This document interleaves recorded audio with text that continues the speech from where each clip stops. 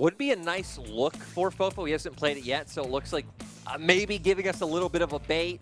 We'll just go back to the stock and standard Azir, his most played champion so far. So maybe realizing, hey, we're expecting a lot of our they changed teleport, so you can't influence that bottom lane early on with your TPs. But when you got a Rise, you kind of still have that advantage. Flash away from Battlelanders, Doggo trying to push him, but the traps force him back to the rest of his team. JJ joining the squad as everybody rushes away!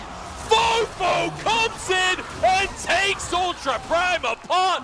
That was disgusting. Fofo finding the angle to funnel all the members of Ultimate. And now Ultra Prime going to be up against it. Dominus going to be used on the top side. JJ moving his way in here.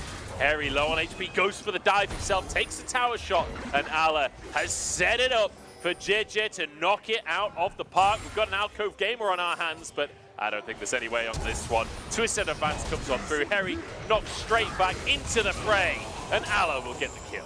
Nice gank coming out from JJ. When we talked about this match, and at least make sure that Ala can be fine on his own, but Realm Warp towards the bot lane. The proactivity still here for Ultra Prime. Leave in trouble. Mako trying to tank up for him. This Ning is underneath the tower. Doggo tanking and walks away.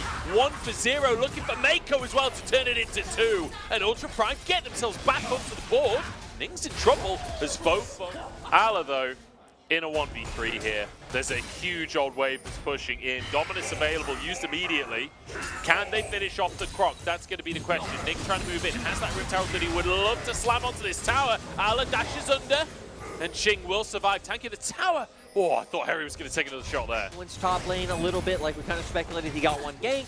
It makes sense. Ultra Prime all in on top side, and EDG answer and do get better here, right? Because when it comes to like 1-3-1, when it comes to side lane pressure, which is EDG get up set up first, you have like very good ability to control an area, putting down sand shoulders, putting middle of the map. Whether or not he can is a different question. Ning going forwards, gets onto Mako here. Doesn't have the damage to finish the job though. Gale Force comes through, but survives a heal from one of his teammates as Mako jumps in and obliterates Doggo. Chink flashing out to safety, but Leave won't let him get away. And now EDG, the snowball starts rolling. Leave under the tower as Harry tries to turn and gets 1 for his trouble. But that's all he'll find. And that lethal tempo means these towers are paper. EDG in their tracks. And look at Ala in the bot lane. Didn't have to TP, didn't have to join up. In simple terms. And the Drake up as well. Ala gets the tier 2 in the bottom side. That's 3 towers and a Drake up for a single play. That was 4v5. Now on Soul Point, they have just over a 5K. Health already. But it's crucial that you do pressure on Caitlyn in the mid game because you don't get much stronger than your 3-item mark. Like, this is the part in the game where Doggo in trouble. But I mean, I really don't think that there would be a better team. Arrow comes in. Ning is there to try and follow up. Knocked up. We've complimented Leave there, and immediately we cast a cursive. He's down. A big pick for Ultra Prime as Ala TP's behind the plate. Fofo still is a huge damage threat. And Mako has that stun available. Harry threatening going in onto JJ, but I don't think he can actually follow up as Fofo gets damage onto Battleland and finishes it off. 1 for 1 in the fight so far. Having a good split here in the LPL, but Ala, someone who might get picked off. Yeah, might be in trouble here. Doggo should be able to sweep this kill up. Trouble. It's a good bit of gold onto the Zeri. No, taken up by Ching instead. Still damage dealer, grabbing that gold. Believe this is the perfect scenario for these two champions to fight in. As Mako flash forward, Harry in trouble with Nick, gets a huge ult. The Empress survives to protect the teammates. Leave surviving in the backside as Fofo 1v3. JJ trying to protect his mid laner. Doggo almost goes down. He does go down. The sapling finishes the job. And now Leave walking away. The red buff healing him up. A no-no when you're going up against an Ashe. On the bottom left-hand corner, though, Ashe Hero did come out, but I mean, no one from Ultra Prime seems close to be able to answer up.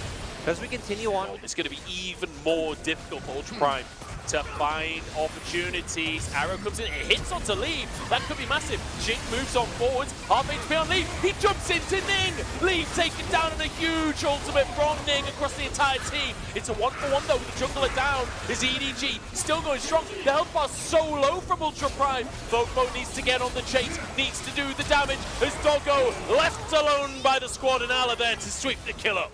EDG's key member fight to make sure they're able to find the return kills. They're going to take a Baron. Ultra Prime with a nice response towards mid lane, but now having Soul, having a Baron, it feels like the deck is just stacked so insane DPS from a long range. Yeah. Even the anti-auto is going to factor in there with like how he can dish out this damage from a safe distance. Yeah, absolutely.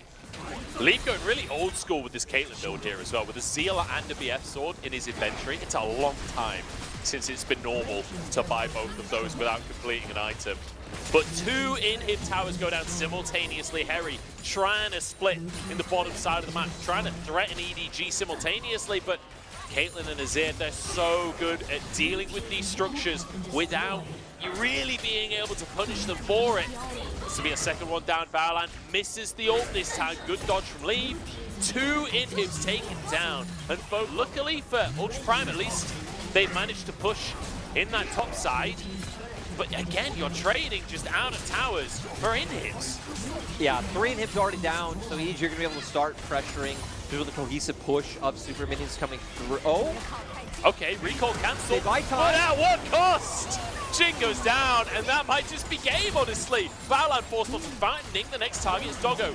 Desperately trying to at least kill Tibbers. We'll call that a kill, but it's 1 for 1. I want to highlight Mako as well, finding the opportunity to go in and just find that outright burst. They're going to try and threaten the end. Remember, Fofo is TP. Fofo can join in at any time. Yeah, absolutely. They might not even need him. Leave just trying to kite back and survive the play. Doggo moving forwards. Ning with a knock up onto Leave, but he flashes out to safety. And Ning goes down. Doggo next on the chopping block. Manages to keep himself alive, but now though, Alalo has a stopwatch and buys himself time. Fofo playing bodyguard for the Croc in the top lane as the supers finally arrive. It's another great arrow from Baolan, but it costs him his life. Harry jumps in to try and save the day. Doggo will flash the ultimate, but it will not matter. EDG, a fairly immaculate game, it has to be said, especially when it comes down to the macro. They dominate Ultra Prime in game 1.